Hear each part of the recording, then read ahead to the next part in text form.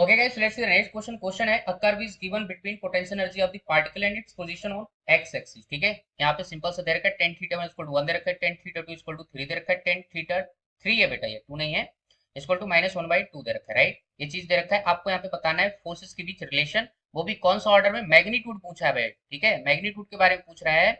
Arrange magnitude of the forces in decreasing order पूछा है ना, कहाँ पे, ए से बी, बी से सी, सी डी, और आपके पास यहाँ पे डी ई फोर्सेस के बारे में यहाँ पे आपको पूछ रहा है, ठीक है। तो सिंपल सा है, कोई बड़ी बात नहीं है। हो सकता है बच्चा देख के इसको डर जाए, तो भाई यहाँ पे करना कुछ नहीं है बेटा, देखो समझो, आपको मालूम है एफ इक्वल टू कितना होता है, जब भी आपको कर्व दिया जाए तो एफ इक्वल टू कितना होता है, minus D u divided by यहाँ पे डी एक्स लिख देना।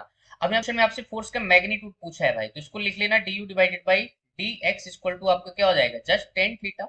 स्लोप देखना है भाई, जिसका स्लोप सबसे ज्यादा उसका फोर्स सबसे ज्यादा भाई, ठीक है। तो एक हिंट मैं दे रहा हूँ बेटा, सीडी का स्लोप देखो 0 है, तो सीडी को सबसे पीछे भगा दो, ठीक है। तो कौन कौन ऑप्शन में सबसे पीछे है आपका, देखो थर्ड में, सेकंड में और फोर्थ में, ठीक है। तो ऑप्शन फर्स्ट तो ऐसे ही एलिमिनेट हो गया बेटा, समझना।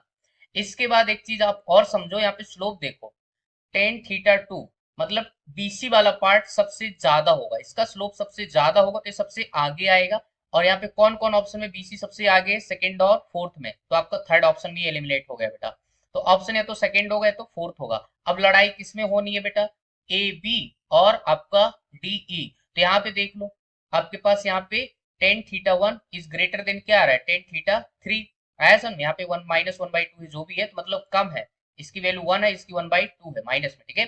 तो माइनस माइनस नहीं देखना, जस्ट आपको यहाँ पे पॉजिटिव वैल्यू देखना, तो उसके हिसाब से देखो बेटा, आपके पास फोर्स ए बी जो है डी से क्या होगा, ज्यादा होगा। अभी आपका ऑप्शन कौन सा मैच कर रहा है, दैट इज आप देख सकते हो कौन सा, सेकंड में ही आपका मैच कर रहा है, ठीक है। तो ऑप्शन फोर तो गया, ये भी गया, ठीक है। तो इस पर्टिकुलर क्वेश्चन का जो आंसर जाएगा दैट इज आपका सेकंड ऑप्शन।